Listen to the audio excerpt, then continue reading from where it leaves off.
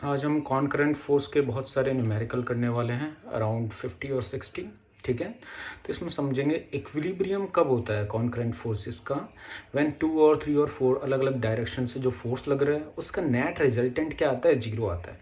मतलब सभी फोर्सेस का नेट फोर्स किसी भी बॉडी के ऊपर क्या हो जाता है, जीरो हो जाता है। ठीक है, एग्जाम्पल देखो, जैसे यहाँ पे F1 एंड F2 लग रहे हैं एक पर्टिकुलर डायरेक्शन में, F3 उनके रिजल्टेंट के जस्ट अपोजिट में लग रहा है।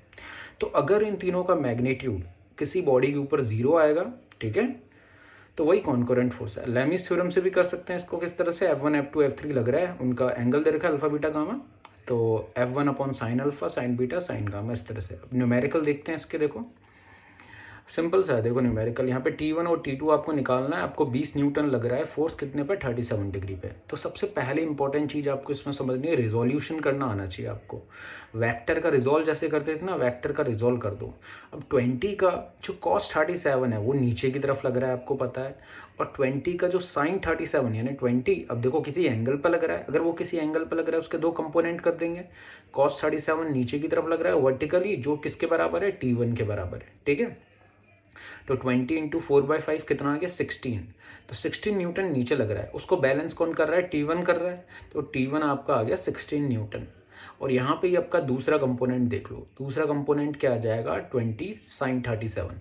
ठीक है, 20 sin 37 आ गया। अब sin 37 आपको पता है कितना होता है, 3/5। तो 20 इंटू 3/5 कितना आ जाएगा, 12 न्यूटन।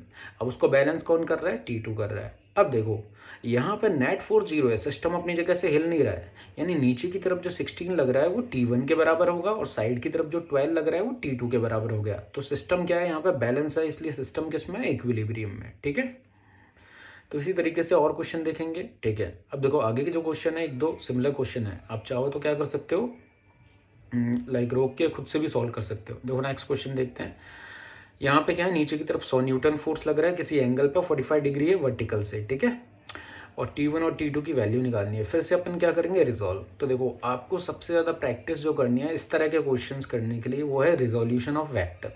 अब यहाँ पर रिजॉल्व करते हैं, 100 लग रहा है, तो एक कंपोनेंट क्या आ जाएगा आपका, 100 cos 45, दूसरा आ जाएगा 100 sin 35। तो नीचे की तरफ आ गया 100 cos 45, हॉरिजॉन्टल डिग्री पे आ गया, हॉरिजॉन्टल डायरेक्शन में आ गया 100 sin 45। तो देखो 45 की वैल्यू 1/√2 होता है, तो नीचे भी 1/√2 आ जाएगा, और हॉरिजॉन्टल में भी क्या आ जाएगा, 100/√2। ठीक है, तो 100/√2 आएगा, और ठीक है, तो दोनों कंपोनेंट आपके क्या आ गए, 100/√2। ठीक है, T1 और T2। ठीक है, 45 डिग्री पे आपको पता है, जो रिजॉल्व करके दो वेक्टर निकालते हैं दोनों वेक्टर आपस में बराबर होते हैं, तो सिंपल है। थर्ड क्वेश्चन देखो, यहाँ पे इस तरह से दो रस्सियाँ बांध रखी हैं और फोर्स केवल नीचे की तरफ लगा रहे हैं 100 न्यूटन। अब देखो अगर मैं रिजॉल्व करता भी हूँ तो देखो वर्टिकल डायरेक्शन में तो 100 न्यूटन है, हॉरिजॉन्टल में आपको पता कोई है ही नहीं, कंपोनेंट जीरो है। तो हॉरिजॉन्टल में जीरो है, इसका मतलब T2 की वैल्यू तो जीरो आ जाएगी, और जो नीचे की तरफ फोर्स लग रहा है देखो उसको बैलेंस तो ऊपर वाली रस्सी करेगी, तो वो कितना आ जाएगा, 100 न्यूटन। तो ऊपर की तरफ 100 न्यूटन, नीचे का बैलेंस, साइड में कोई फोर्स ही नहीं लग रहा, सिंपल सा है। अब देखो थोड़ा सा चेंज करते हैं, अब थोड़ी सी डिफिकल्टी बढ़ाएंगे अपन, ऐसे ऐसे आप अगर कंटिन्यू करोगे तो आपको दोबारा कभी पढ़ने की जरूरत नहीं पड़ेगी टॉपिक। अब देखो यहाँ पे क्या करना है, आपको सबसे पहले क्या लेना है, एंगल पता करना है, हाँ है ना। तो इस तरह से वेक्टर बना दो भाई, T1 आपको दे रखा है, T1 के दो कंपोनेंट ले लिया अपन ने, ये देखो अल्टरनेट एंगल से 53 ले लिया। अब इसका देखो ये वाला कंपोनेंट है ना, कॉस है, तो T1 का 53 पे ये कॉस 53 आ गया, और ऊपर वाला कंपोनेंट क्या आ गया, T1 का साइन 53। ये T1 लग रहा था, इधर आ गया कॉस, ऊपर आ गया साइन। अब ऊपर वाला कंपोनेंट है वो बैलेंस कर रहा है किसे, नीचे जो mg लग रहा है, mg कितना लग रहा है, 5 किलो का वेट है, तो नीचे कितना लग रहा होगा, 50 न्यूटन। तो देखो 50 न्यूटन किसके बराबर आ गया, 50 न्यूटन आ जाएगा T1 साइन 53, जो कि 4/5 होता है, ये 50 न्यूटन के बराबर आ गया।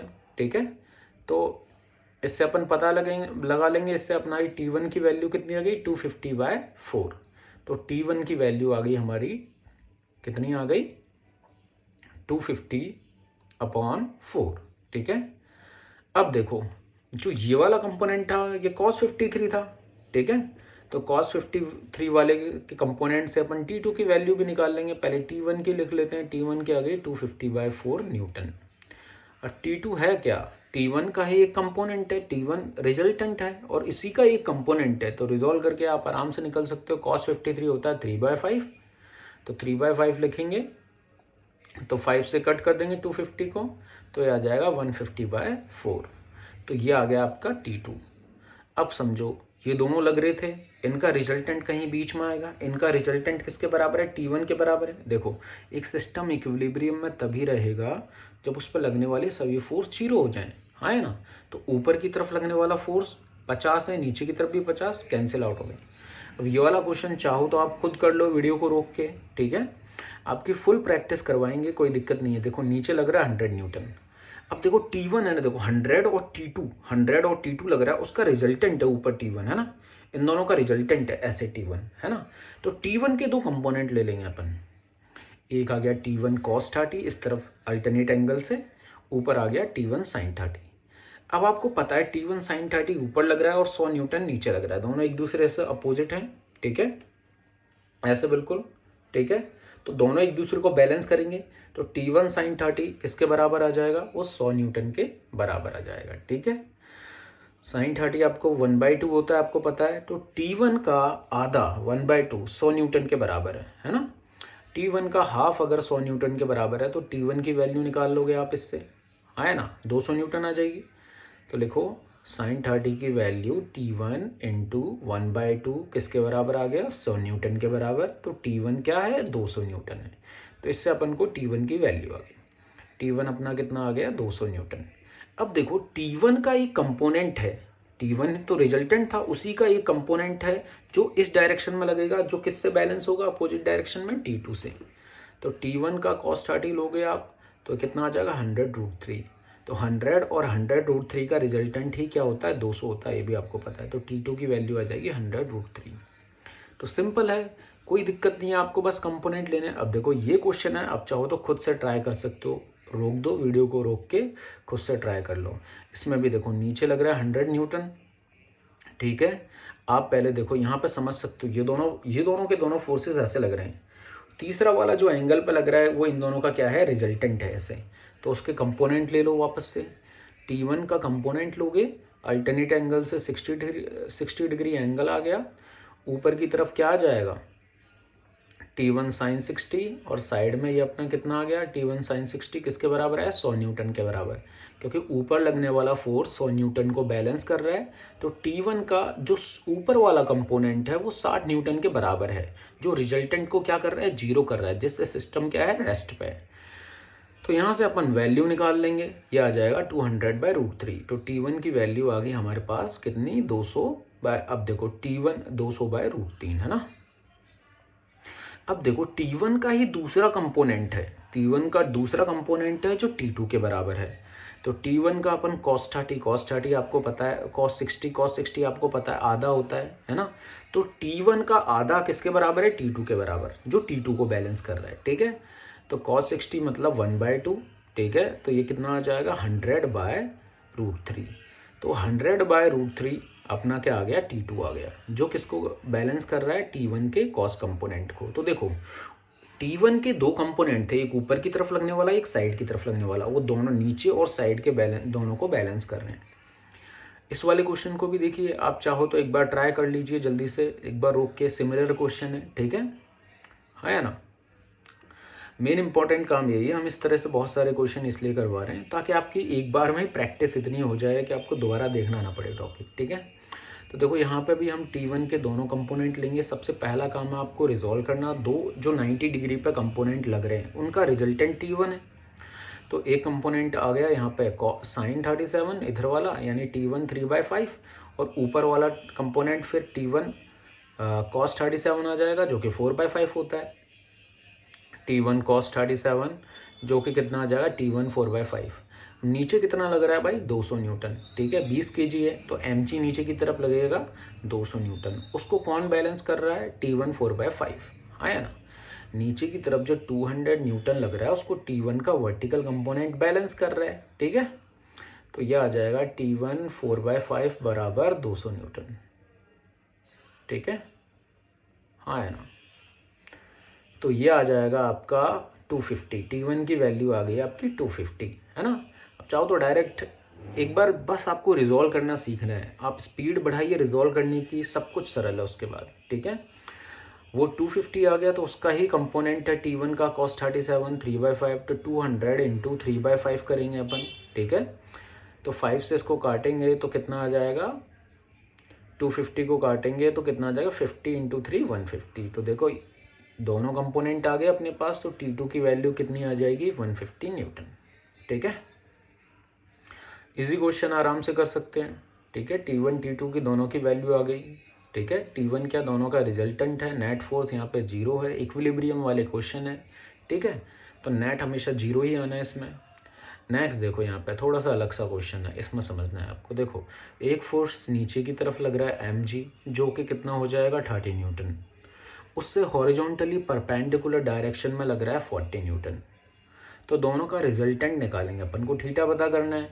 तो अपन क्या करते हैं, दोनों म्यूचुअली परपेंडिकुलर हैं तो इनका रिजल्टेंट निकालेंगे 30 और 40 का। जैसे 3 का स्क्वायर 4 का स्क्वायर 5 होता है, वैसे ही 30 का स्क्वायर 40 का स्क्वायर किसके बराबर हो जाएगा, 50 के बराबर, ठीक है। पाइथागोरस लगा के निकाल सकते हैं, 30 का स्क्वायर 40 का स्क्वायर रूट लगा दो, तो ये आ जाएगा 900, वो आ जाएगा 1600, और टोटल कितना आ जाएगा आपका 2500, ठीक है। तो 2500 है, उस पर हम रूट लगाएंगे तो कितना आ जाएगा 50। तो देखो हमारा रिजल्टेंट तो आ गया 50 न्यूटन। अब उसने हमसे पूछा है एंगल, एंगल के लिए हम लगाएंगे पैरेललोग्राम वाला लॉ, ठीक है। आपको पता है कि ये दोनों कंपोनेंट इधर हैं तो इन दोनों के बराबर होगा। जैसे नीचे से हमने कंपोनेंट लिया है 40 न्यूटन होगा, पैरेलल है तो बराबर ही होगा। और उसी तरीके से आगे से हम, ठीक है, वर्टिकल कंपोनेंट आगे खींचते हैं जो किसके बराबर होगा, देखो ये वर्टिकल कंपोनेंट है, ये 30 न्यूटन के बराबर होगा। क्यों, पैरेललोग्राम की वजह से। अब थीटा के सामने वाली साइड परपेंडिकुलर होती है, तो यहाँ पे देखो परपेंडिकुलर कितना है 30, tan थीटा बराबर क्या आ जाएगा, perpendicular upon base, perpendicular theta के सामने कितना है 30, बेस कितना है 40 न्यूटन। तो जब इसको कट करेंगे तो अपने पास आ जाएगा 3/4, tan थीटा 3/4 कितने डिग्री पर होता है, 37 डिग्री पे। तो यहाँ से हमारे पास क्या आ जाएगा बच्चे, एंगल आ जाएगा। एंगल आ गया आपका 37 डिग्री, तो थीटा आपका कितना हो गया 37। तो अपन इजीली निकाल सकते हैं, ठीक है। ज़्यादा से ज़्यादा क्वेश्चन इसलिए हम करवा रहे हैं जिससे एट द एंड आपको मतलब कुछ भी आए तो आपका लेके एक फाउंडेशन जो बेस है वो बहुत ज़्यादा क्या हो जाए, स्ट्रांग हो जाए। तो नीचे की तरफ देखो यहाँ पे कितना लग रहा है 10 न्यूटन, हॉरिजॉन्टल है tan√3। अब हम इससे रिजल्टेंट निकालेंगे और फिर एंगल पता कर लेंगे, ठीक है। पाइथागोरस लगाओ, खुद देख लो, अगर आप पाइथागोरस लगाओगे रिजल्टेंट के लिए दोनों परपेंडिकुलर है, ठीक है। तो tan का स्क्वायर करोगे तो 100, और tan√3 का स्क्वायर करोगे तो 100 इंटू 3 300। तो आपका रिजल्टेंट आ जाएगा 100 प्लस 300, टोटल आ गया 400, ठीक है। तो रिजल्टेंट आ गया 400, 400 का रूट करोगे तो कितना आ जाएगा आपके पास 20 न्यूटन, कितना आ गया 20। तो इस तरह से रिजल्टेंट निकाल सकते हैं अगर T1 की बात करें तो। और थीटा निकालने के लिए क्या करेंगे, वही पैरेललोग्राम वाला तरीका, ठीक है। ये देखो अगर ये 10 न्यूटन है तो इसके सामने पैरेलल साइड भी 10 न्यूटन ही दिखाई देगी, और यहाँ से अपन थीटा निकाल सकते हैं, ठीक है। करस्पॉन्डिंग एंगल की वजह से ये थीटा इसके नीचे थीटा के बराबर हो जाएगा। तो tan थीटा किसके बराबर होता है, परपेंडिकुलर अपॉन बेस, परपेंडिकुलर हमारा क्या है tan, और बेस क्या है tan√3, ठीक है। तो tan अपॉन tan√3, tan से tan कट गया, 1/√3 कितना डिग्री होता है 30 डिग्री, ठीक है। tan थीटा 1/√3 होता है 30 डिग्री पे, तो ये 30 डिग्री आ जाएगा, ऊपर वाला एंगल भी 30 डिग्री आ जाएगा, ठीक है। बहुत सिंपल है, आसानी से कर लेंगे, कोई दिक्कत नहीं है। अब देखो इस तरह के एंगल, अब इसमें भी देखो क्या है, बहुत फास्ट कर सकते हैं अपन, बहुत ज़्यादा इजी है, लेकिन इसमें भी अलग अलग टाइप के क्वेश्चंस हैं, वो भी सारे कवर करेंगे जिससे आपको कोई दिक्कत ना हो समझने में। सबसे पहले देखो ऊपर वाले दोनों जो हैं रस्सियाँ, आपको ये समझना पड़ेगा वो दोनों मिलके नीचे वाले 10 न्यूटन को क्या करनी है, कैंसिल आउट करनी है। तो सबसे इंपॉर्टेंट दिमाग लगाओ, यानी ऊपर वाले दोनों मिलके जो फोर्स लगा रहे हैं ना, उससे नीचे वाला जो 100 न्यूटन लगेगा वो क्या हो रहा है, बैलेंस हो रहा है।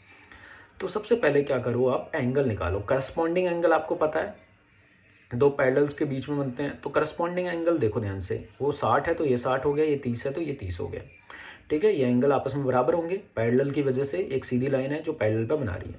तो बात आपको पता है टोटल 90 है, तो यहाँ से ये दोनों एंगल भी मैंने निकाल दिए। अब देखो ऊपर वाली दोनों रस्सियाँ यानी T1 T2 का रिजल्टेंट है, उन दोनों का जो रिजल्टेंट है वो 100 न्यूटन होगा, हाँ या ना? वो दोनों ऊपर ऐसे लग रहे हैं और उनको बैलेंस करने के लिए नीचे की तरफ 100 न्यूटन आ रहा है। आपको बस ये बुद्धि लगानी है कि कैसे कंपोनेंट को रिजॉल्व करना है। ऊपर वाले दोनों का रिजल्टेंट ये है, तो इसका एक कंपोनेंट इधर 100 cos 30 T2 के बराबर होगा और 100 cos 60, इस तरफ लूँगा 60 दिख रहा है मेरे को, तो इधर भी कंपोनेंट लूँगा 100 cos 60 T1 के बराबर होगा। हाँ या ना? तो इस तरह से मैं दोनों को बैलेंस कर सकता हूँ। cos 60 1/2 होता है, यानी T1 की वैल्यू क्या आ जाएगी 50 न्यूटन।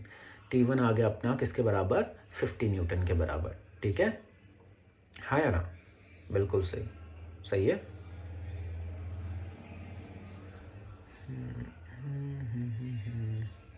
और T2 अपना क्या आ गया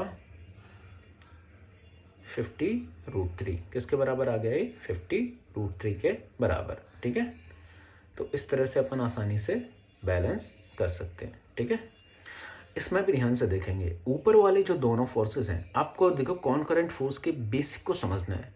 ऊपर की जो दोनों रस्सियां हैं ना, वो नीचे के 50 न्यूटन को बैलेंस कर रही हैं, यानी ऊपर वाले दोनों हैं वो नीचे वाले के कंपोनेंट है, मतलब ऊपर वाले दोनों का जो रिजल्टेंट है वो 50 न्यूटन के बराबर होगा।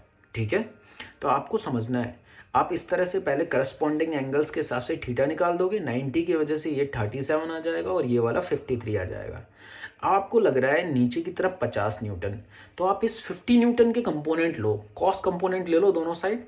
तो इधर से देखो ये वाला कंपोनेंट हो जाएगा कॉस 37, तो 50 का cos 37 T2 के बराबर हो गया उसे बैलेंस करने के लिए, और 50 का sin 37 जो दूसरा कंपोनेंट है वो T1 को बैलेंस करने के लिए आ गया। ठीक है, 50 cos 37 इधर से इसको बैलेंस कर रहा है, तो 50 cos 53 आपको पता होता है 3/5 होता है, तो ये आ जाएगा 30 न्यूटन। तो T1 की वैल्यू आ गई अपनी 30 न्यूटन। ठीक है, और T2 की वैल्यू अपनी कितनी आ गई 40 न्यूटन। तो एक अपना आ गया 30 न्यूटन, एक आ गया अपना 40 न्यूटन। ठीक है, तो इस तरह से आसानी से निकाल सकते हैं। अब देखो ये थोड़े कॉम्प्लिकेटेड क्वेश्चन है।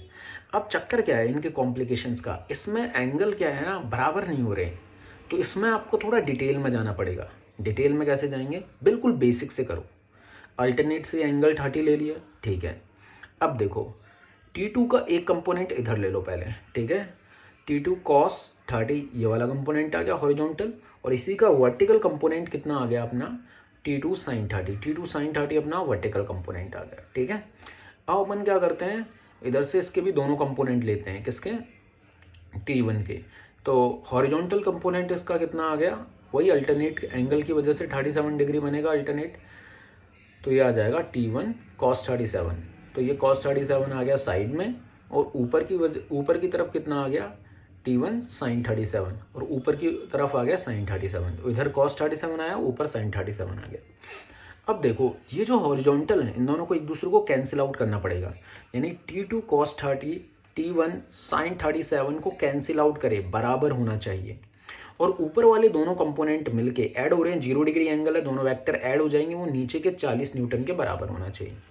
तो सबसे इंपॉर्टेंट T1 4/5 T2 √3/2 के बराबर होना चाहिए, ठीक है, क्योंकि दोनों एक दूसरे को हॉरिजॉन्टली कैंसिल आउट करें, ठीक है। कॉन्करेंट फोर्स है तो हॉरिजॉन्टली कंपोनेंट कैंसिल आउट होना चाहिए। तो इससे अपन T1 की वैल्यू निकाल लेते हैं पहले।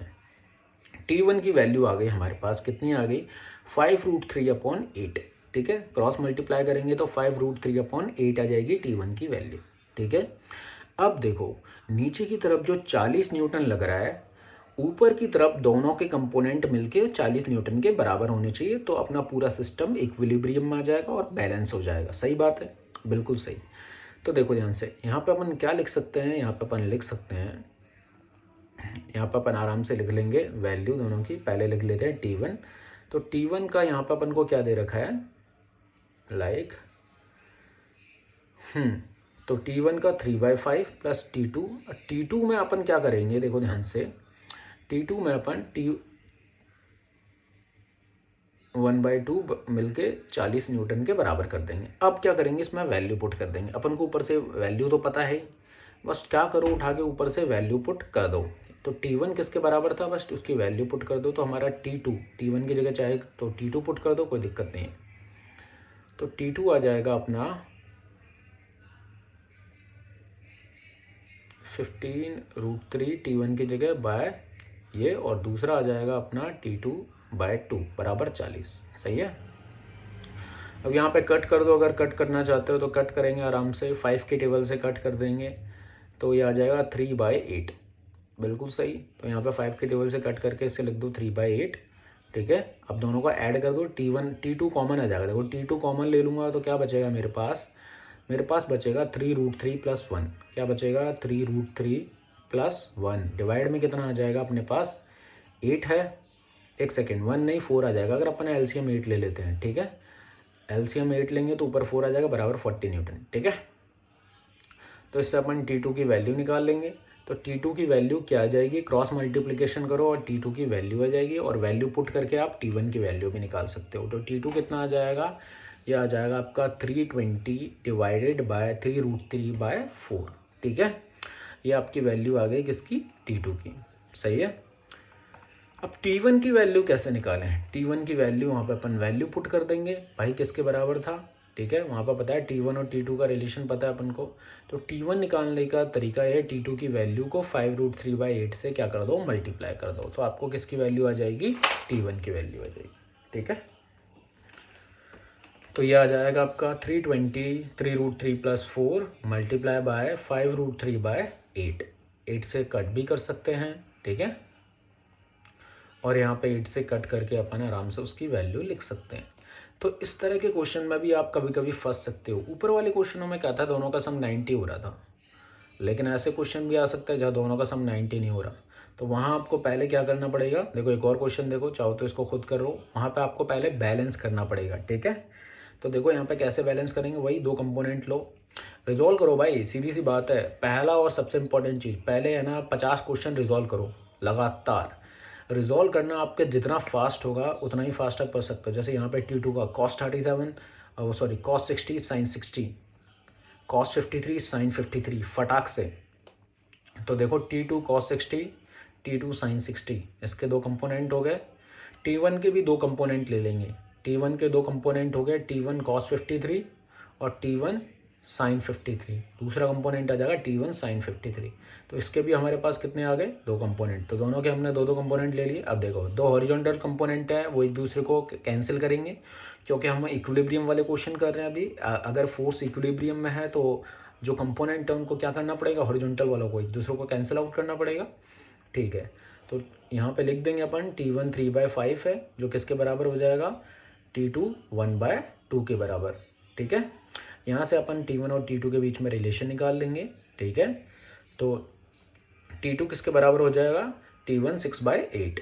ठीक है। 6/5 के बराबर हो जाएगा। तो T2 की वैल्यू लिख देंगे अपन T1 6/5। अब देखो T1 और T2 का साइन, दोनों साइन कंपोनेंट मिलके नीचे जो 100 लग रहा है उसके बराबर होंगे। तो हम कैसे लिख सकते हैं, ऐसे लिख सकते हैं भाई, T2 √3/2। ठीक है। प्लस T1 4/5, T1 4/5, दोनों मिलके किसके बराबर है, 100 न्यूटन के बराबर है। किसके बराबर है, 100 न्यूटन के बराबर। ठीक है। हाँ है ना, नीचे की तरफ लगने वाला 100 न्यूटन है, दोनों मिलके उस 100 न्यूटन के बराबर है। ठीक है। चलिए अब आगे देखते हैं, आगे के कंपोनेंट देखते हैं कैसे करेंगे। अब आपको बस कुछ ही नहीं कर देना है, बस T1 या T2 की जगह बस वैल्यू पुट कर दो किसी ना किसी की। ठीक है। तो T2 की वैल्यू हमको बताइए, उठा के वैल्यू पुट कर दो। तो यह आ गया 6√3/10। ठीक है। प्लस T1 4/5 बराबर 100 न्यूटन। ठीक है।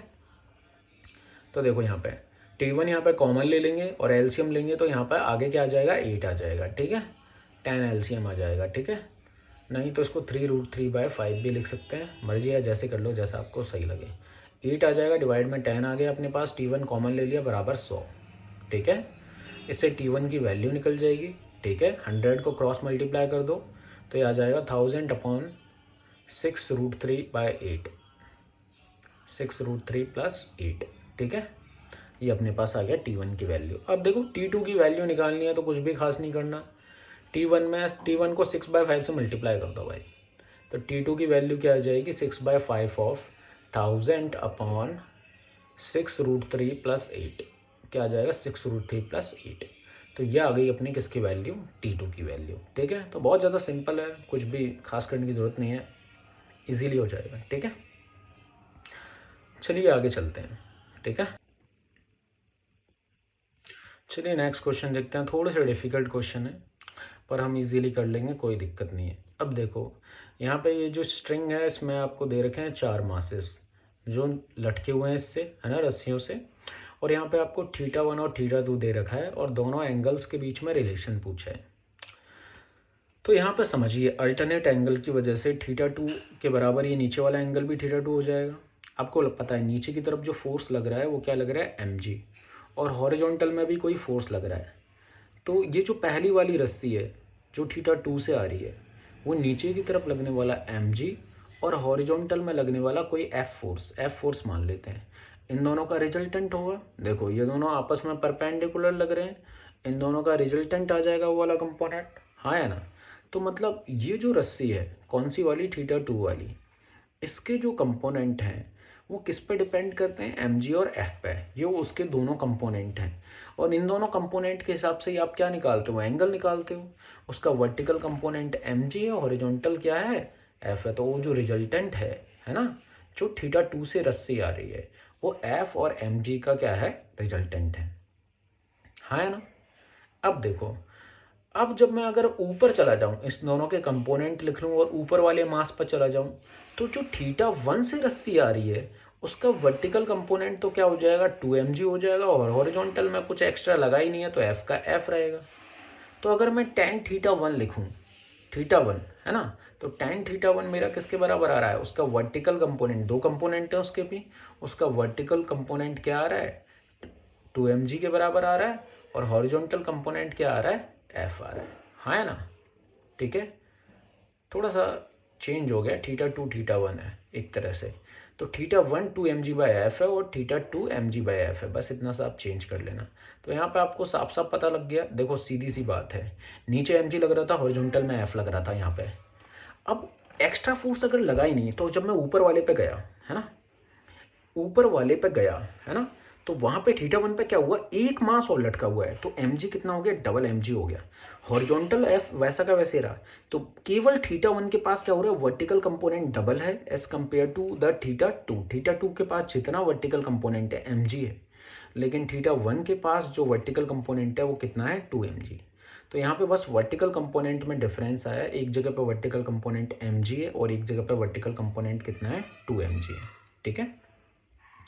नेक्स्ट क्वेश्चन देखते हैं। देखो यहाँ पे ये कह रहा है कि ब्रेकिंग स्ट्रेंथ है जो स्ट्रिंग की, जो कनेक्टेड है बी ब्लॉक और वॉल के बीच में, वो है 175। तो मतलब ये जो ब्लॉक है वो 170, ये रस्सी 175 झेल सकती है। अब देखो अगर सिस्टम रेस्ट पे है तो उधर टेंशन 175 है, तो यहाँ पे भी कितना होना चाहिए, 175 होना चाहिए। अब देखो ये जो ऊपर से रस्सी आ रही है उसके कंपोनेंट है, एंगल लिख लेते हैं अपन, जो थीटा है, ठीक है, अल्टरनेट की वजह से अपन थीटा ले लेंगे 30 डिग्री। जो ये ऊपर वाला टी है उसके दोनों कंपोनेंट है ये, तो ये इसका एक कंपोनेंट आ गया टी कॉस 30 डिग्री, ठीक है, ऊपर वाला कंपोनेंट वो 175 के बराबर आ गया, ठीक है। तो cos 30 और नीचे वाला जो कंपोनेंट है ये आ जाएगा अपना t sin 37 डिग्री, ठीक है। तो t cos 37 t sin 37 simple resolution करा है अपन ने, ठीक है।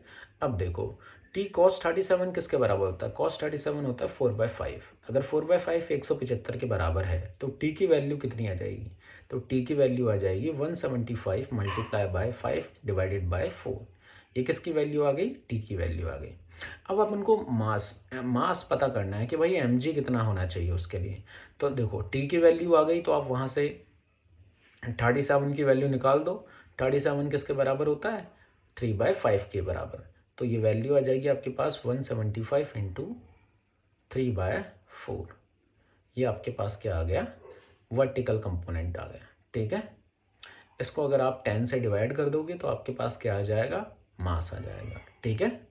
ये तो आपके पास mg है, इसको अगर 10 से डिवाइड कर दोगे, है ना, तो आपके पास मास पता चल जाएगा आपको कि भाई ए का मास क्या होना चाहिए। पर वेट पूछा है तो वेट क्या आ जाएगा अपना 175 इंटू 3/4, ठीक है।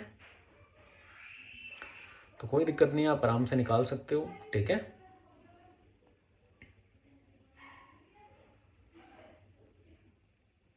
ये आ जाएगा मास जो है वो आ जाएगा 105/8, ठीक है, कुछ नहीं करा है। देखो T1 लग रहा था, आपको पता है अगर सिस्टम रेस्ट पे है तो उधर 175 न्यूटन है, तो इधर भी 175 न्यूटन है। सिस्टम तो हिल ही नहीं रहा है, तो टेंशन में कोई चेंज नहीं आएगा। अगर टेंशन में कोई चेंज नहीं आएगा तो आराम से कर ही सकते हैं। नेक्स्ट देखो, अब थोड़ा सा डिफिकल्ट है पर देखो सिंपल भी है, साथ साथ सिंपल भी है। कह रहा है कि T1 और 1 बीच वाली जो रस्सी है, यूँ समझो बीच वाली जो रस्सी है वो उस पर जो टेंशन है वो 60 न्यूटन है। तो F1 और F2 की वैल्यू पूछ रहा है। जो आपको मिडिल में रस्सी दे रखी है, ये बोल रहा है 1 और 2 के बीच में जो रस्सी दे रखी है उसकी वैल्यू कितनी है, 60 न्यूटन। अब आपको पहली चीज़ ये समझनी होगी यहाँ पे बेसिक, के नीचे की तरफ जो W लग रहा है और साइड में जो F2 लग रहा है उसका रिजल्टेंट ही 60 न्यूटन आ रहा है, हाँ या ना। जो नीचे की तरफ W लगेगा, पहले अल्टरनेट एंगल ले लेते हैं, 45 डिग्री है। अगर देखो, अगर एंगल 45 डिग्री बन रहा है किसके बीच में, W और F2 के बीच में, यानी दोनों की वैल्यू क्या होनी चाहिए, सेम होनी चाहिए। अब सोचो, दोनों का रिजल्टेंट 60 न्यूटन है और दोनों की वैल्यू क्या होनी चाहिए, इक्वल होनी चाहिए, यानी F2 W के बराबर होगा और उनका रिजल्टेंट कितना होगा, 60 होगा। ठीक है, हाँ या ना। थीटा कितना दे रखा है, 45 डिग्री। तो यहाँ पे आराम से निकाल सकते हैं अपन। 60 का क्या ले लीजिए आप, cos 45 या sin 45, दोनों में वैल्यू सेम ही आएगी। तो 60 का 45 कंपोनेंट लोगे आप, चाहे आप cos 45 ले लो चाहे sin 35 ले लो, आपके पास कितना आ जाएगा, 30√2 आ जाएगा। ठीक है, तो cos 45 sin 45 लेने पर आपके पास दोनों कंपोनेंट आ गए 30√2 30√2। ठीक है, ठीक है। अब ये दोनों कंपोनेंट ने मिलकर 60 न्यूटन बनाया। ठीक है, अब देखो ऊपर वाले कौन से वाले पॉइंट पे चल जाते हैं अपन, सेकंड वाले पॉइंट पे, जो 2 वाला पॉइंट है। ठीक है, जहाँ से रस्सी नीचे की तरफ आ रही है उसके दो कंपोनेंट भी क्या आ जाएंगे, 30√2 हॉरिजॉन्टल, और वर्टिकल कंपोनेंट भी क्या आ जाएगा, 30√2। और F1 कितना होना चाहिए कि रस्सी अब क्या हो गई है, सीधी हो गई है। समझो देखो, आगे जाके रस्सी वर्टिकल कैसे हो सकती है, वर्टिकल एक ही कंडीशन में हो सकती है जब हॉरिजॉन्टल क्या हो जाए, कैंसिल आउट हो जाए, यानी F2 F1 के क्या होगा, बराबर होगा। जब हॉरिजॉन्टल कंपोनेंट कैंसिल आउट हो जाएंगे, है ही नहीं हॉरिजॉन्टल, तो वर्टिकल सीधी सीधी रहेगी रस्सी। इसलिए ऊपर से रस्सी में 90 डिग्री का एंगल बन रहा है, यानी F1 की वैल्यू भी क्या आ जाएगी, 30।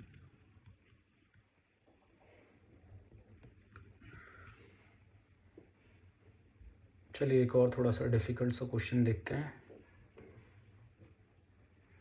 ठीक है, देखो यहाँ पे नीचे फोर्स कितना लग रहा है, देखो mg फोर्स लग रहा है, दो रस्सी, हमें ऊपर वाला एंगल निकालना है, तो नीचे कितना लग रहा है, mg। हमने इस तरह के क्वेश्चन पहले भी करे। तो देखो करोगे क्या आप, है ना, यहाँ से लाइन खींच लीजिए, सिंपल लाइन, और यहाँ से एंगल, अगर 45 45 है तो ये दोनों एंगल भी क्या आएंगे, 45 45 आएंगे। ऊपर वाली दोनों रस्सियों का रिजल्टेंट mg के बराबर है, तो अगर रिजल्टेंट mg है तो mg के क्या ले सकते हैं अपन, कंपोनेंट ले सकते हैं। तो ये आ जाएगा mg cos 45, mg cos 45 अपने पास आ गया। ठीक है, यानी mg/√2। तो mg/√2 क्या है, इस पूरी रस्सी पर लगने वाला टेंशन है। तो इस रस्सी पे दो कंपोनेंट लग रहे हैं और उन दोनों का रिजल्टेंट क्या है, mg/√2। अब सोचो आपके ऊपर दो कंपोनेंट लग रहे हैं 45 डिग्री पे, और उन दोनों का जो रिजल्टेंट है वो क्या है, mg/√2 है। तो mg/√2 का रिजल्टेंट निकालते हैं, चलो जल्दी से। तो mg/√2 का रिजल्टेंट क्या आ जाएगा, mg/√2 आ गया, एंगल क्या है, 45 डिग्री, यानी mg/√2 के भी क्या कर लेंगे, 1/√2 1/√2 कर देंगे। तो mg/√2 जो इस ऊपर वाली रस्सी पे आ रहा है, इसके दो कंपोनेंट क्या आ जाएंगे, mg/2 और mg/, हॉरिजॉन्टल कंपोनेंट भी क्या आ जाएगा, mg/2, और वर्टिकल कंपोनेंट क्या आएगा, वो भी कितना आ जाएगा, mg/2। तो यहाँ पे दोनों कंपोनेंट हमारे पास क्या आ गए, mg/2। ठीक है, तो इसके दोनों कंपोनेंट को लिख लो एक बार। ठीक है, मेन डायग्राम में हम दोनों कंपोनेंट के लिख देते हैं, mg/2, और हॉरिजॉन्टल भी mg/2 है। अब देखो यहाँ पे जो एक और मास है, जो कैपिटल M था, वो भी नीचे की तरफ लगेगा, वो भी लगेगा mg, हाँ है ना, तो वो भी नीचे की तरफ लग रहा है। अब मेरे को ये एंगल निकालना है, क्या एंगल निकालना है, थीटा। तो ये वाला जो एंगल है मुझे जो निकालना है, थीटा, ठीक है, वो नीचे वाले एंगल के बराबर नहीं है। देखो अगर मास नीचे अब ज़्यादा हो गया है, देखो भले ही हॉरिजॉन्टल कंपोनेंट सेम है, हॉरिजॉन्टल कंपोनेंट mg/2 है जो नीचे भी है, लेकिन वर्टिकल कंपोनेंट चेंज हो चुका है। क्या चेंज हो चुका है, वर्टिकल। तो ऊपर वाला थीटा 45 डिग्री नहीं होगा भाई, एंगल क्या हो चुका है, चेंज हो चुका है। तो अगर मैं एंगल निकालूंगा तो वर्टिकल कंपोनेंट अब ज़्यादा हो गया है, क्या हो गया वर्टिकल कंपोनेंट, परपेंडिकुलर अगर निकालोगे mg प्लस छोटा mg/2, है ना। तो आप परपेंडिकुलर में क्या लिखोगे, परपेंडिकुलर में लिखोगे कैपिटल M और G, ये देखो यहाँ से थीटा लाइन खींच के थोड़ा सा इंडिकेट कर रहा हूँ, ये थीटा उस लाइन पे नहीं आएगा, उस लाइन से थोड़ा नीचे की साइड वर्टिकल की साइड चला जाएगा। तो क्या आएगा हमारे पास mg प्लस mg/2, ये आ गया परपेंडिकुलर, ठीक है। और बेस क्या आ गया हमारा mg/2। यहाँ से एलसीएम लेंगे और 2 से 2 को कट कर देंगे। अगर 2 से 2 को और g से g को कट कर देते हैं तो हमारा tan थीटा है वो किसके बराबर आ जाएगा, हमारा tan थीटा आ जाएगा 2 capital M plus small m upon small m, 2 capital M plus m upon small m। तो ये आ जाएगा आपका tan थीटा, जो भी आपने मास ले रखे हैं। तो देखो यहाँ पे आपको एक चीज़ समझना पड़ेगा कि आपने यहाँ से कंपोनेंट तो ले लिए, लेकिन ऊपर जाके एंगल चेंज मास की वजह से। एक बार अपन सेम क्वेश्चन को मास लेके करते हैं, एक बार चाहो तो आप खुद भी ट्राई कर सकते हो, उसको रोक दो और खुद से ट्राई करने की कोशिश करो। यहाँ पे एंगल अपन को 37 दे रखा है, तो अपन यहाँ से ले लेंगे वर्टिकल अपोजिट। अगर ये 37 डिग्री है तो नीचे जो वर्टिकल कंपोनेंट है 53 है। तो अब देखो इन दोनों का जो रिजल्टेंट है वो है 20 न्यूटन। तो 20 का cos 53 ले लो भाई, cos 53 किसके बराबर आ जाएगा 20। अब 20 जो है उसके दो कंपोनेंट है समझो, ठीक है। 20 cos 53 ले लो पहले, 20 cos 53/5 यानी 12 न्यूटन। अब देखो ये जो रस्सी है, ठीक है, जो टर्कोइज जो रस्सी है ये वाली, हाँ ये जो रस्सी है इस पे लग रहा है कितना भाई 12 न्यूटन, ठीक है। अगर इस पर 12 न्यूटन लग रहा है तो इसके भी दो कंपोनेंट लिए जा सकते हैं, ठीक है। इसका तो एंगल अभी तक सेम है, ऊपर वाला एंगल चेंज हो रहा है पर इसका एंगल तो सेम है। तो इसके भी दो कंपोनेंट लिए जा सकते हैं, और इसके जो दो कंपोनेंट लेंगे अपन, वो दो कंपोनेंट आ जाएंगे, वो cos 37 sin 37 पे आ जाएंगे, ठीक है। तो चलिए 37 डिग्री एंगल है तो इसके दोनों कंपोनेंट ले लेते हैं। तो हॉरिजॉन्टल कंपोनेंट जो है, जो नीचे मेरे को मिला था, उसका हॉरिजॉन्टल कंपोनेंट आ जाएगा 12 cos 37। cos 37 क्या होता है 4/5, तो 12 4/5 हॉरिजॉन्टल, वर्टिकल आ जाएगा 12 3/5, ठीक है। तो ये आ गया अपने पास दोनों कंपोनेंट। तो चलो लिख लो इनको, ठीक है। ये आ गया आपका 12 4/5 और नीचे की तरफ आ गया आपके पास 12 3/5। अब देखो इसमें एक और, ये 1 kg का जो मास एक्स्ट्रा है यहाँ पे क्या है, जो 1 kg का मास एक्स्ट्रा है उसका 10 न्यूटन और आएगा, ठीक है। 12 3/5 12 4/5 और ये 10 न्यूटन एक्स्ट्रा और आएगा, ठीक है। अब क्या करो tan थीटा ले लो, tan थीटा से अपन क्या निकाल देंगे, एंगल निकाल देंगे परपेंडिकुलर अपन बेस, ठीक है। अगर ऊपर वाली लाइन को आप आगे कंटिन्यू करते हो नीचे की साइड है ना, ऊपर वाली लाइन को, तो आपको पता चलेगा ये इस लाइन के साथ मैच नहीं करेगी, थोड़ा सा वर्टिकल की तरफ चली गई क्योंकि वजन बढ़ गया है। तो ये थीटा ऐसा आएगा। तो वर्टिकल कंपोनेंट आपको इसका दिख ही रहा है, वर्टिकल कंपोनेंट आ जाएगा 10 न्यूटन और 12 3/5।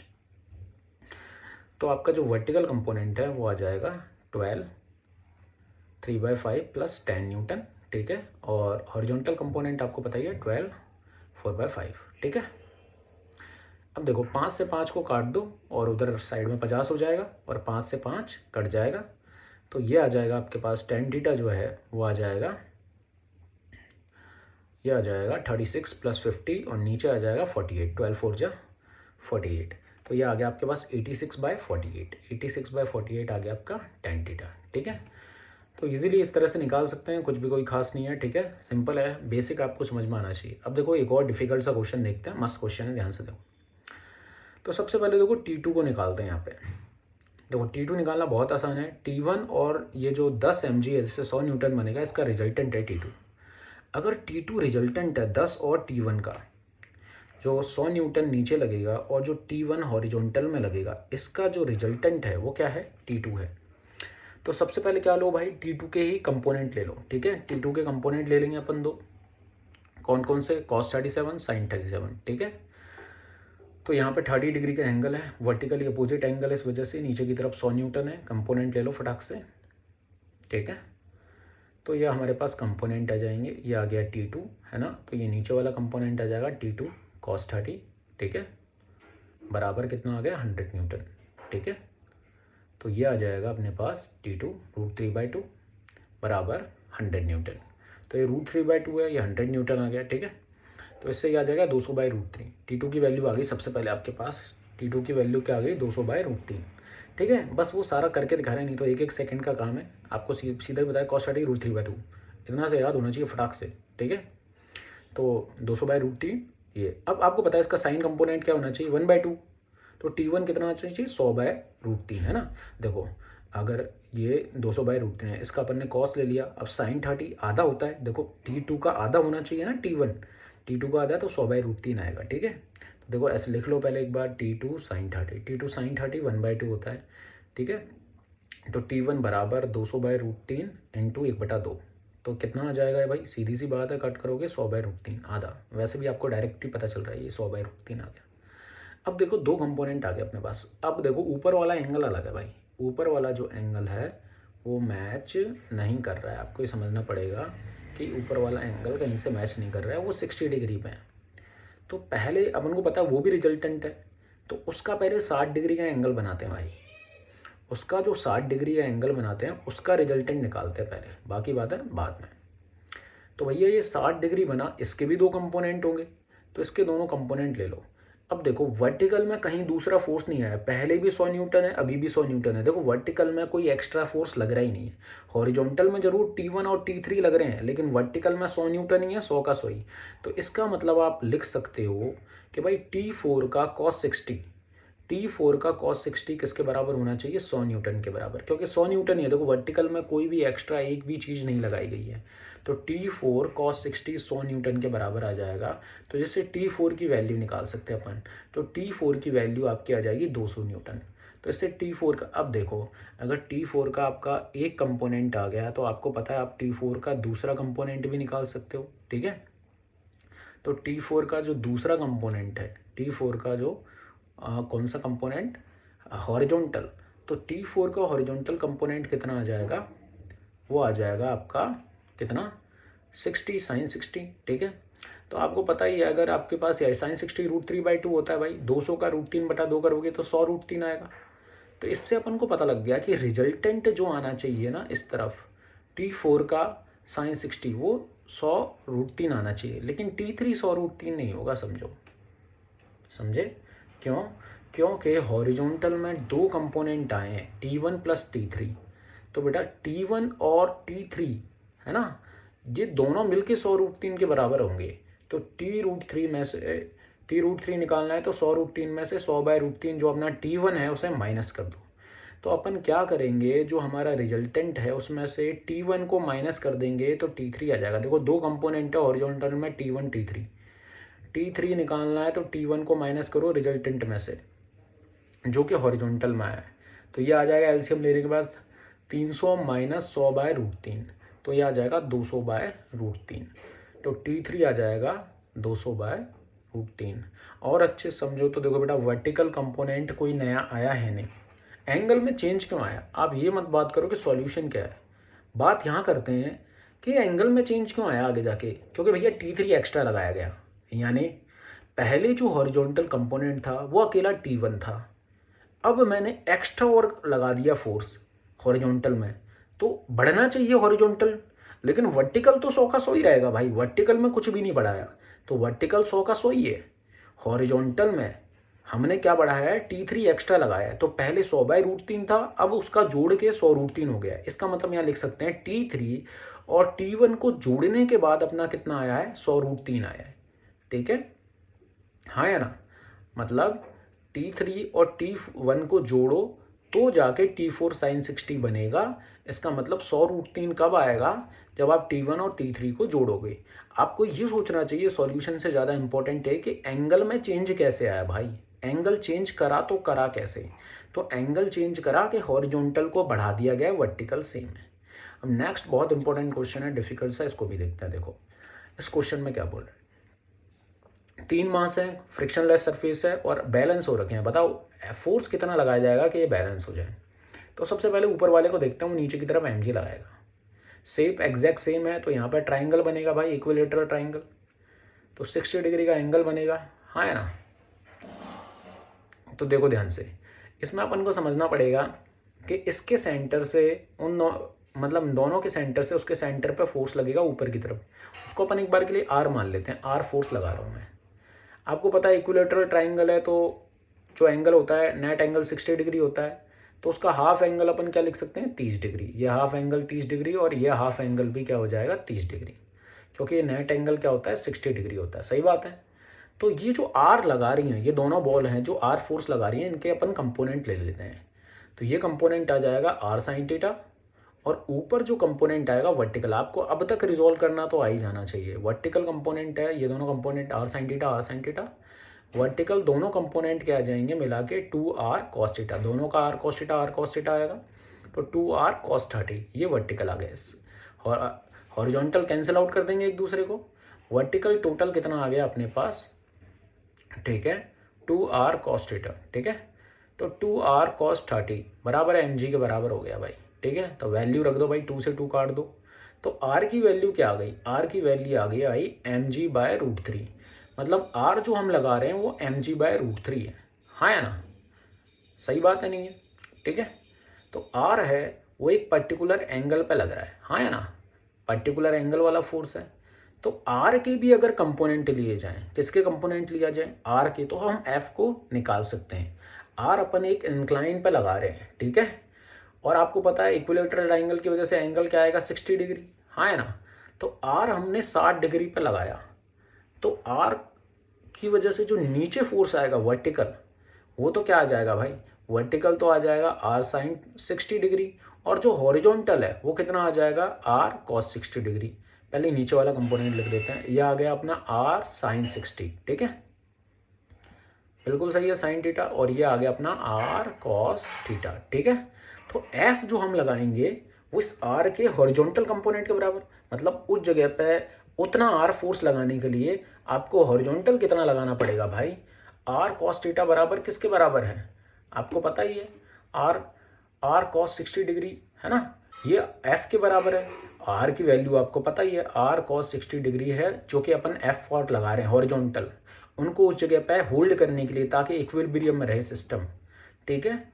और r की वैल्यू पुट कर दो cos 60 1/2, यानी आपको हॉरिजॉन्टल फोर्स जो है वो कितना लगाना पड़ेगा mg/√3/2, ठीक है, हाँ है ना। इतना फोर्स हॉरिजॉन्टल में लगाओ और आपका सिस्टम क्या रहेगा, दोनों साइड से बैलेंस रहेगा, नीचे नहीं गिरेगा, ठीक है, अगर कोई भी फ्रिक्शन नहीं है तो एक बढ़िया क्वेश्चन था और ज़्यादा कोई डिफ़िकल्टी नहीं आएगी उसको समझने में। अब कुछ और क्वेश्चन करते हैं। देखो यहाँ पे भी इक्विलिब्रियम है, अभी भी हम इक्विलिब्रियम के क्वेश्चन ही कर रहे हैं, आगे जाके अपन मोशन वाले भी करेंगे, लेकिन अभी हम इक्विलिब्रियम के क्वेश्चन कर रहे हैं, टेंशन ढूंढेंगे। देखो अब इधर भी कितना लग रहा है 40 लग रहा है mg, दूसरी साइड भी कितना लग रहा है 40, तो बड़ा नेट फोर्स जीरो हो गया। नेट फोर्स जीरो हो गया तो इसका मतलब एसेलरेशन है सिस्टम का वो भी जीरो हो गया। अगर सिस्टम का एसेलरेशन जीरो है तो मान के चलो सिस्टम पे नीचे अगर 40 न्यूटन लग रहा है तो ऊपर रस्सी कितना लगा रही है कि सिस्टम अपनी जगह से हिल नहीं रहा। अगर एसेलरेशन जीरो है तो बेटा रस्सी जो है, रस्सी के ऊपर भी ऊपर की साइड कितना लगा रही है, रस्सी 40 न्यूटन ही लगा रही है। तो नीचे अगर mg 40 लग रहा है तो रस्सी ऊपर की तरफ भी कितना लगा रही है, 40 लगा रही है। तो सिस्टम क्या है, बैलेंस है, ठीक है। देखो इसमें क्या है, अपनी एक रोप है, उससे मास लटका हुआ है, mg कितना आ जाएगा 40 न्यूटन, ठीक है। सिस्टम देखो रस्सी बंद रखी है, दूसरी साइड सिस्टम इक्विलिब्रियम में, एसेलरेशन क्या है, ज़ीरो है। अगर एसेलरेशन जीरो है, नीचे 40 न्यूटन लग रहा है तो रस्सी भी ऊपर कितना लगा रही है, 40 न्यूटन ही लगा रही है। जितना फोर्स नीचे लग रहा है उतना ही फोर्स कहाँ लग रहा है, ऊपर लग रहा है। तो नीचे 40 लग रहा है तो टेंशन भी क्या आ जाएगा, 40 आ जाएगा। अब देखो दोनों तरफ कितना लग गया, 40 लग गया, तो रिजल्टेंट क्या आ जाएगा 40√2, 45 90 डिग्री पे है तो रिजल्टेंट 40√2 आ जाएगा। तो T2 की वैल्यू कितनी आ जाएगी 40√2, ठीक है, हाँ है ना, सिंपल है। देखो नेक्स्ट एक और क्वेश्चन देखते हैं। यहाँ पे रस्सी से देखो, ये भी इक्विलिब्रियम का क्वेश्चन है। यहाँ पे mg कितना लगेगा 60 न्यूटन, हाँ है ना, नीचे की तरफ 60 न्यूटन लग रहा है और एसेलरेशन देखो ज़ीरो है, कोई भी एसेलरेशन नहीं है, सिस्टम रस्सी से बांध रखा है, कहाँ से होगा एसेलरेशन। अगर एसेलरेशन जीरो है तो टेंशन किसके बराबर लगना चाहिए, देखो रिजल्टेंट अगर जीरो है तो नीचे ऊपर बराबर फोर्स लगना चाहिए।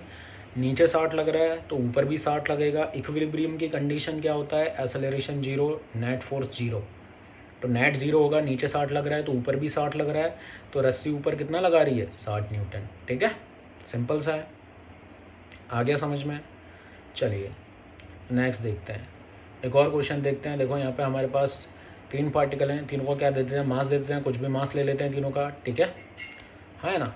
मास लेके अपन देखेंगे कि अगर यहाँ पे T3 है, उसने केवल नीचे वाले ब्लॉक को उठा रखा है, T2 है उसने 2 ब्लॉक को उठा रखा है, और T1 जो है उसने तीनों ब्लॉक को उठा रखा है। तो देखो नीचे की तरफ नीचे वाला ब्लॉक लगाएगा केवल 40 न्यूटन, और जो T3 वाली रस्सी है उसने केवल उसको ही उठा रखा है। जैसे अगर मैं रस्सी कट करूँ तो केवल T3, देखो 4 kg वाला ब्लॉक गिरने वाला है ना। अगर T2 वाली रस्सी अगर मैं कट कर दूँ, है ना, तो कितने ब्लॉक गिरेंगे, 2 ब्लॉक गिरेंगे। तो यहाँ पे कितना आ जाएगा, 70 न्यूटन। यानी इसके ऊपर कितना आ रहा है, 40 न्यूटन प्लस 30 न्यूटन, टोटल कितना आ जाएगा, 70 न्यूटन इसके ऊपर आएगा। क्यों? क्योंकि इसको कट करने से दोनों नीचे गिरेंगे, दोनों एक्सेलरेट करेंगे। इसी तरह से आप बोलोगे रस्सी ऊपर से काट दो, ऐसे तो तीनों गिरेंगे। तो इसका मतलब T1 की वैल्यू कितनी आ जाएगी, टोटल जोड़ दो, कितना हो गया, 9 इंटू 10 यानी 90। ऊपर वाली पे कितनी आ जाएगी, 90। एक और क्वेश्चन देखते हैं। देखो ये भी इक्विलिब्रियम का क्वेश्चन है। एसेलरेशन क्या है बच्चे, 0। अगर एसेलरेशन 0 है इसका मतलब यहाँ पे नेट फोर्स क्या आ जाएगा, नेट रिजल्टेंट फोर्स यहाँ पे भी 0 आएगा। तो देखो नीचे लग रहा है 40 न्यूटन।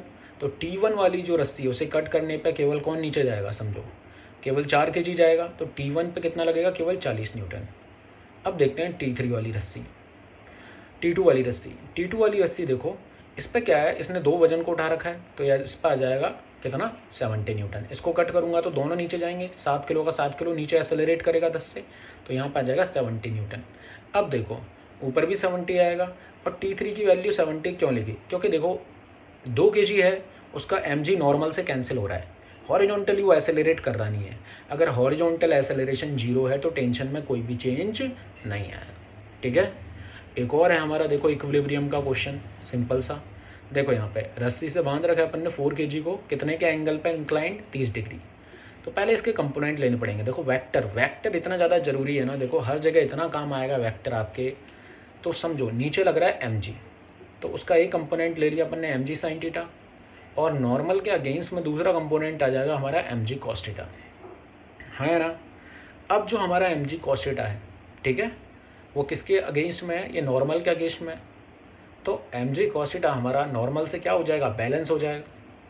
तो mg साइन थीटा ब्लॉक को नीचे ले जाना चाहता है, एक्सेलरेट करवाना चाहता है किसी एंगल पर, जैसे आप स्लाइड पे नहीं रहते ना वैसे ही।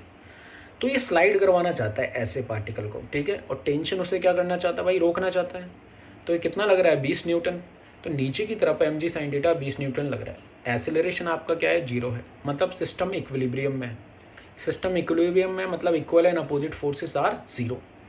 तो इसका मतलब टेंशन भी क्या आ जाएगा, mg साइन थीटा ही आ जाएगा, यानी 20 न्यूटन।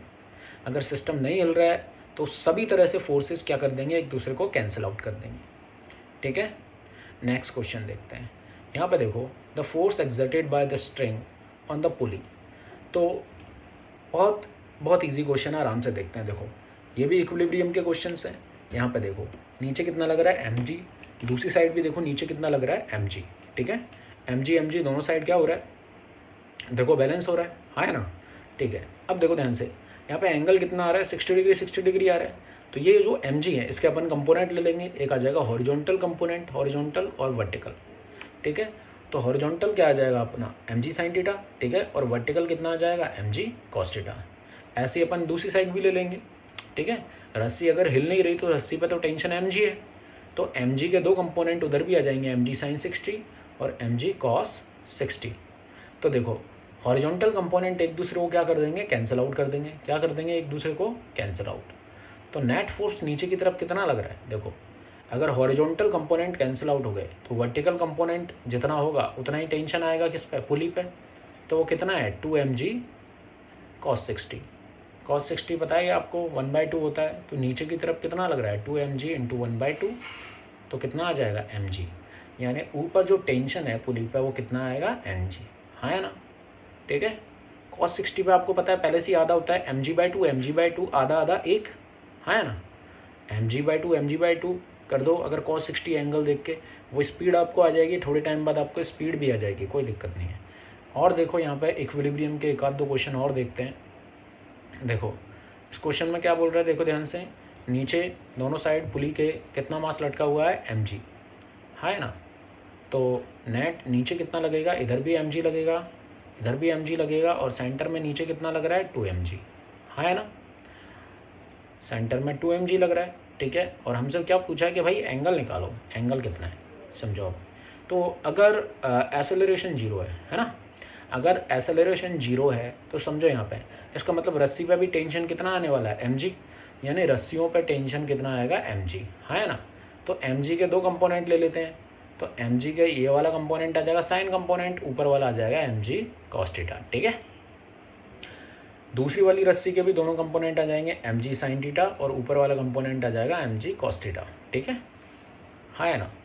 तो देखो हॉरिजॉन्टल कंपोनेंट एक दूसरे को क्या कर देंगे, कैंसिल आउट कर देंगे, और वर्टिकल कंपोनेंट क्या आ जाएंगे आपके पास, 2 एम जी कॉस थीटा। कितना आ जाएगा, 2 एम जी कॉस थीटा। अब देखो नीचे की तरफ एम जी लग रहा है और ऊपर की जगह तरफ क्या लग रहा है, 2 एम जी कॉस थीटा। अगर नेट फोर्स जीरो होना है तो 2 M G cos theta 2 M G के बराबर होना चाहिए, हाँ है ना। 2 एम जी कॉस थीटा अगर 2 एम जी के बराबर होगा, 2 एम जी से 2 एम जी कट जाएगा, है ना, और कॉस थीटा आपका कितना आ गया, 1। अगर कॉस थीटा की वैल्यू 1 है, इसका मतलब थीटा की वैल्यू कितनी आ जाएगी, थीटा की वैल्यू 0 डिग्री, हाँ है ना, बिल्कुल सही है। और आपको ये भी समझ जाना चाहिए कि भाई 2 एम जी मिल के ही 2 एम जी को बैलेंस कर पाएगा, हाँ है ना। अब ये वाला देखो, इसमें एंगल निकालते हैं। एक और क्वेश्चन है, चाहो तो इसको खुद कर लो, अब वीडियो को रोक के चाहो तो क्या कर सकते हो, खुद भी कर सकते हो। देखो एक साइड एम जी लग रहा है, दूसरी साइड भी एम जी लग रहा है, और बीच में भी क्या लग रहा है, एम जी ही लग रहा है, हाँ है ना। अगर सिस्टम अपनी जगह से नहीं हिल रहा है, ठीक है, तो रस्सियों पर भी टेंशन कितना होगा, एम जी होगा, हाँ है ना, बिल्कुल सही है ना। रस्सी पर भी टेंशन एम जी आएगा, सही बात है ना, हाँ है ना। तो कंपोनेंट ले लो, देखो M G sine theta, horizontal vertical M G sine theta, सही है। और दूसरी तरफ भी लोगे हॉरिजॉन्टल कितना आ जाएगा, एम जी साइन थीटा, और वर्टिकल कितना आ जाएगा, एम जी कॉस थीटा। ठीक है, तो देखो हॉरिजॉन्टल कंपोनेंट दोनों बराबर है, दोनों एंगल बराबर है, तो हॉरिजॉन्टल कंपोनेंट क्या हो जाएंगे, कैंसिल आउट हो जाएंगे। हॉरिजॉन्टल कंपोनेंट कैंसिल आउट हो गए, है ना। वर्टिकल कंपोनेंट का क्या बचा, ऊपर की साइड लग रहा है 2 एम जी कॉस थीटा, और नीचे लग रहा है कितना, एम जी। तो अगर रिजल्टेंट जीरो है, एसेलरेशन जीरो है, ऑब्जेक्ट अपनी जगह से नहीं हिलेगा, तो 2 M G cos theta M G के बराबर होगा। ठीक है, एम जी से एम जी कट कर दो तो कॉस थीटा 1/2 आ गया। तो कॉस थीटा 1/2 कितने पे होता है, 60 डिग्री पे, तो एंगल क्या आ जाएगा यहाँ पे, 60 डिग्री। बहुत बढ़िया, ठीक है।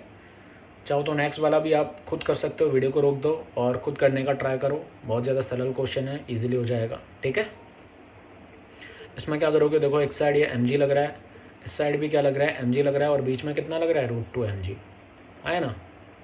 ठीक है, तो देखो अगर सिस्टम एसेलरेट नहीं कर रहा है तो रस्सी पे भी टेंशन एम जी होगा, उसके कंपोनेंट ले लो, एम जी साइन थीटा दोनों साइड हॉरिजॉन्टल आ जाएंगे, और वर्टिकल कंपोनेंट दोनों के जोड़ोगे तो 2 एम जी कॉस थीटा आ जाएगा। ठीक है, हाँ है ना, बिल्कुल सही है। तो देखो ऊपर क्या लग रहा है, 2 एम जी कॉस थीटा, ठीक है, और नीचे लग रहा है √2 एम जी। अब अगर सिस्टम बैलेंस्ड है, इक्विलिब्रियम में है, तो नेट फोर्स जीरो होना चाहिए, हाँ है ना। तो 2 एम जी कॉस थीटा किसके बराबर होना चाहिए, √2 एम जी के बराबर होना चाहिए। ठीक है, एम जी से एम जी कट कर दो तो कॉस थीटा किसके बराबर होगा, √2/2 कट करोगे तो 1/√2, कॉस थीटा 1/√2 कितने पर होता है, थीटा बराबर 45 डिग्री। यहाँ से एंगल 45 आ जाएगा आपका। ठीक है, इजी है। देखो नेक्स्ट, देखो अब नेक्स्ट क्वेश्चन है, इसमें अपन को क्या निकालना है, मास निकालना है। थीटा दे रखा है पहले से ही, आपको इस बार थीटा पहले से दे रखा है और मास निकालने के लिए बोल रहे हैं। तो ये भी 5 एम जी दोनों साइड, ठीक है। एंगल दे रखा है तो कॉस और साइन कंपोनेंट ले लेंगे 5 एम जी के, तो ये आ जाएगा 5 एम जी साइन थीटा। दूसरी साइड भी 5 एम जी साइन थीटा, जो एक दूसरे को क्या कर देगा, कैंसिल